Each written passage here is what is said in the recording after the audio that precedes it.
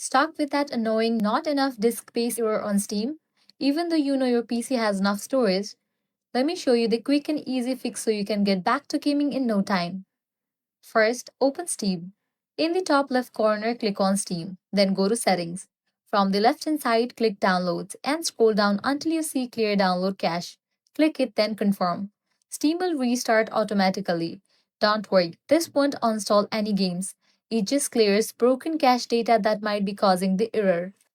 Once Steam restarts, again click on Steam, go to Settings, but this time hit to the Storage tab. Here you'll see all available drivers on your PC.